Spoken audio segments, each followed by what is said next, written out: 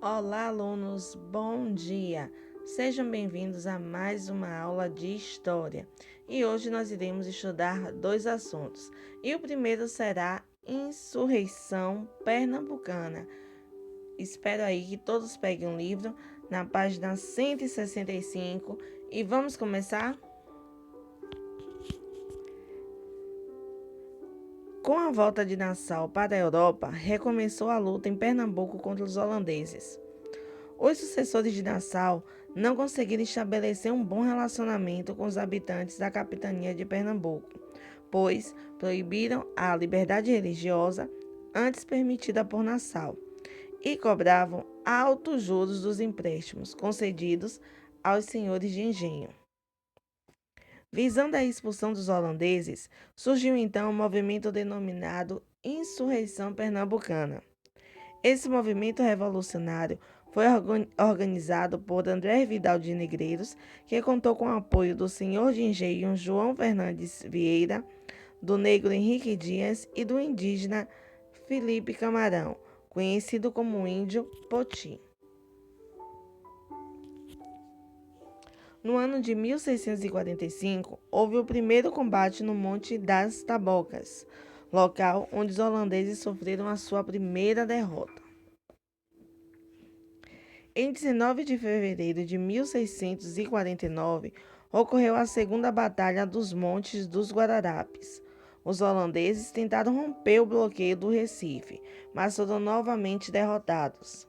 As lutas prosseguiram durante quase 5 anos, ficando cada vez mais difícil a situação dos holandeses, que foram obrigados a se render.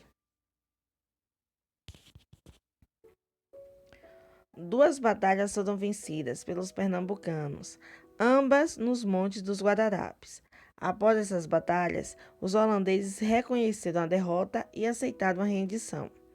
Esse acordo foi assinado na Campina da Taborda, próximo ao Forte das Cinco Pontas, em 26 de janeiro de 1654.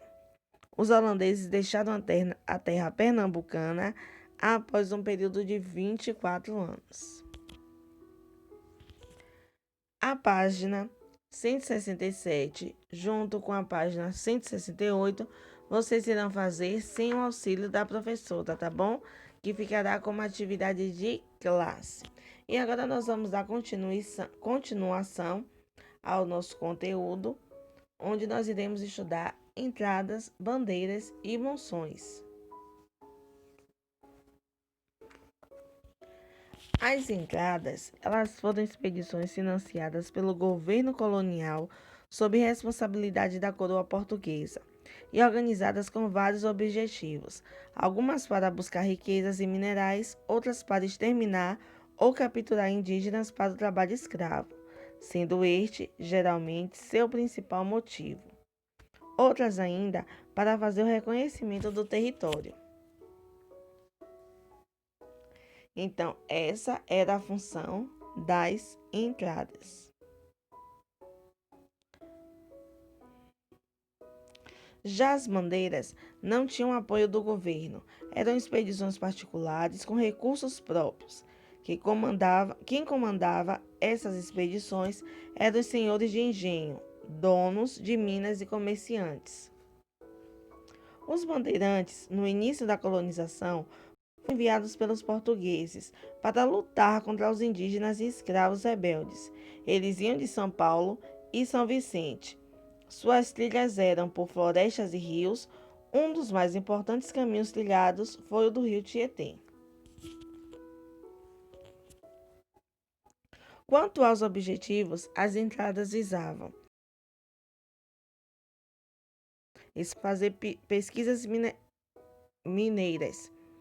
Já as bandeiras, elas visavam capturar os indígenas para posteriormente serem vendidos como escravos, procurar metais preciosos, abrir vias de transporte, quebrar a resistência dos indígenas que se rebelavam e dos negros que fugiam. Diferentemente das entradas, expedições de caráter oficial organizadas pela coroa, as bandeiras eram expedições organizadas por colonos portugueses que decidiam se aventurar pelo interior do Brasil sem autorização da corte portuguesa.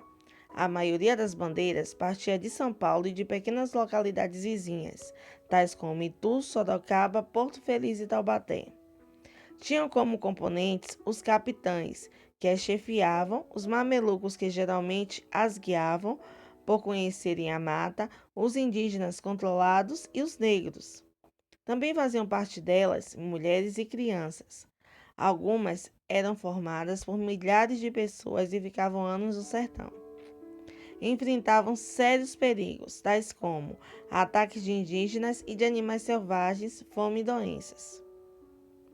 As bandeiras ultrapassavam a linha de Tordesilhas, alcançando terras espanholas que, mais tarde, foram acrescentadas ao Brasil. Diferentemente do que se costumava dizer, as bandeiras não povoaram o Brasil, pois ele já era bastante povoado pelos indígenas. Na realidade, foram algumas cidades criadas. As expedições despovoaram regiões, pois destruíram tribos inteiras, vendendo os indígenas como escravos. Os ciclos das bandeiras. As bandeiras podem ser divididas em 3 ciclos: caça ao indígena, sertanismo de contrato e o ciclo da mineração. Vamos começar agora estudando de forma mais minuciosa as bandeiras de caça ao indígena.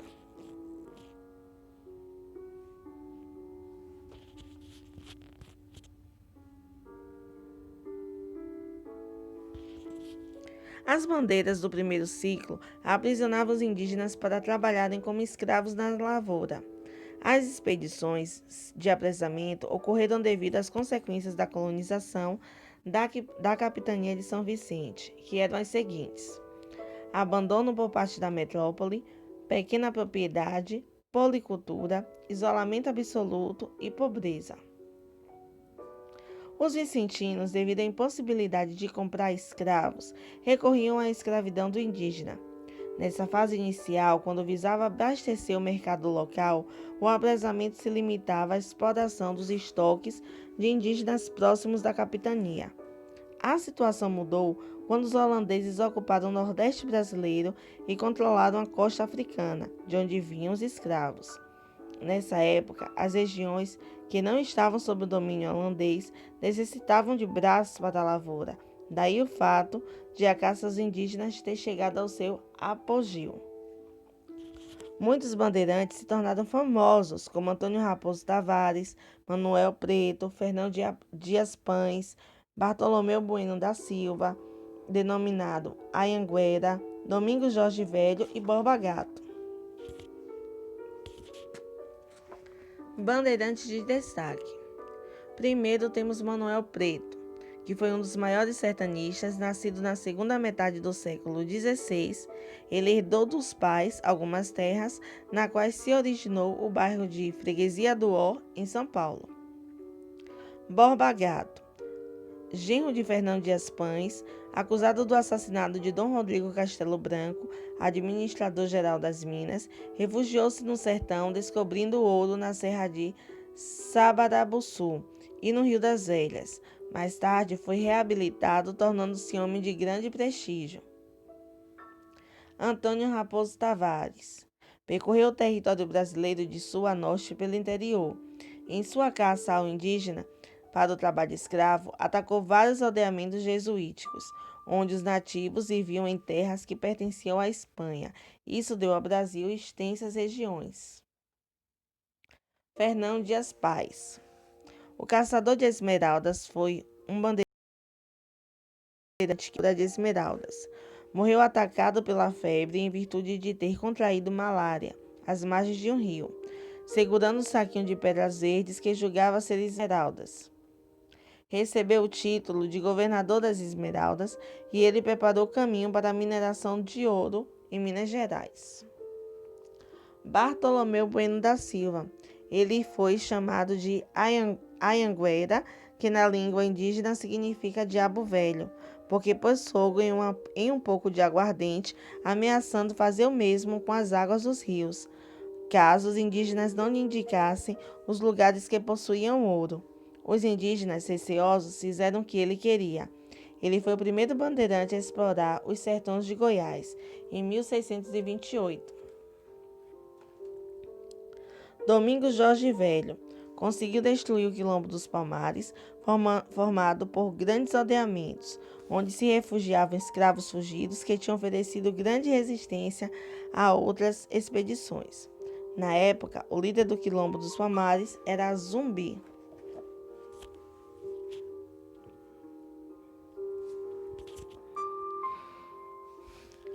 As bandeiras de sertanismo de contrato. Combatiam os indígenas que atacavam as fazendas e traziam de volta os escravos negros fugitivos que estavam refugiados nas matas ou nos quilombos. A destruição do Quilombo dos Palmares pelo paulista Domingos Jorge Velho e o aniquilamento da Confederação dos Cariris, realizado por vários sertanistas, notadamente o pernambucano Bernardo Vieira de Melo, são as ações mais conhecidas do sertanismo de contrato. As bandeiras do ciclo da mineração tinham por finalidade encontrar riquezas minerais, como ouro, prata, diamante. Eles percorreram primeiro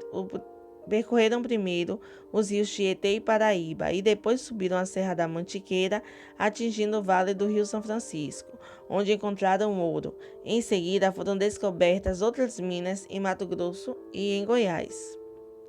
Os principais bandeirantes do ciclo da mineração foram Fernão Dias, que explorou a região de Minas Gerais à procura de esmeraldas, não conseguindo encontrá-las. Bartolomeu Bueno da Silva, que descobriu ouro em Goiás.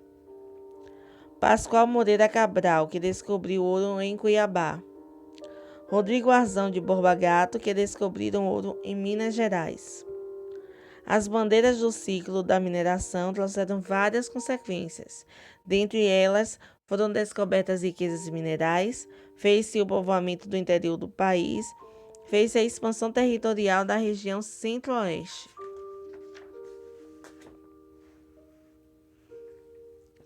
No século XVII, ocorreu a febre do ouro.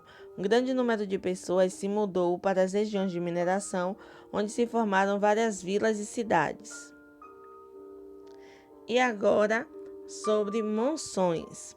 As monções foram bandeiras paulistas que se deslocavam pelos rios, a fim de abastecer de alimentos, instrumentos de trabalho, pólvora e armas. Os que se dedicavam à procura de minérios eram organizadas por Pascoal Moreira de Cabral. Os tratados de limite assinados entre Portugal e Espanha no século XVII confirmavam as conquistas territoriais dos bandeirantes, dando a configuração atual do Brasil. Agora vamos para a atividade, construindo o estudo de história, páginas 175 e 176, que vocês irão fazer com a minha ajuda. A primeira questão, ela diz assim: de acordo com o que você estudou, responda. Letra A. O que são bandeiras? O que eram as bandeiras? As bandeiras eram expedições organizadas por colonos portugueses que decidiam se aventurar pelo interior do Brasil, sem autorização da corte portuguesa, e ultrapassavam os limites do Tratado de Tordesilhas. Letra B. Quais eram os objetivos dessas expedições? Capturar os indígenas para posteriormente serem vendidos como escravos, procurar metais preciosos, abrir vias de transporte e quebrar a resistência dos indígenas, que se rebelavam, e dos negros que fugiam. C. O que eram as entradas? As entradas eram expedições financiadas pelo governo colonial sob responsabilidade da coroa portuguesa. D. Quais eram os objetivos dessas expedições? Era explorar o território, abrir vias de transporte e fazer pesquisas minerais. E. O que eram as monções? Monções eram bandeiras paulistas que se deslocavam pelos rios a fim de abastecer de alimentos, instrumentos de trabalho, pólvora e armas os que se dedicavam à procura de minérios. Eram organizados por Pascoal Moreira Cabral. Segunda questão. Marque com X a resposta certa. Letra A. Os bandeirantes partiram de onde? De São Paulo. E letra B. Quem chefiava essas expedições? Os capitães. Terceiro. Quem comandava as entradas? Eram os senhores de engenho, donos de minas e comerciantes. Quarto. Como podemos dividir as bandeiras? As bandeiras podem ser divididas em 3 ciclos: caça ao indígena, sertanismo de contrato e o ciclo de mineração. Marque, próxima questão, quinta, marque V para verdadeiro e F para falso. Quando os portugueses encontraram metais preciosos em suas colônias, os espanhóis ficaram ansiosos para que o mesmo fato ocorresse em suas terras. Falso, isso não ocorreu. Devido à impossibilidade de comprar escravos negros, os vicentinos recorriam à captura de indígenas. Verdadeiro. As bandeiras foram a reação dos colonos portugueses a um ataque indígena ocorrido em 1530. Falso. As entradas ultrapassavam a linha de Tordesilhas, atingindo terras espanholas que mais tarde foram acrescentadas ao Brasil. Falso. Sexta questão. Depois de ter lido alguns feitos de bandeirantes famosos, você os consideraria heróis? Justifique a sua resposta citando alguns feitos negativos deles. E essa resposta é pessoal. Agora é com você. Pode resolver a atividade de casa e eu espero que você tenha compreendido. Beijos e até mais.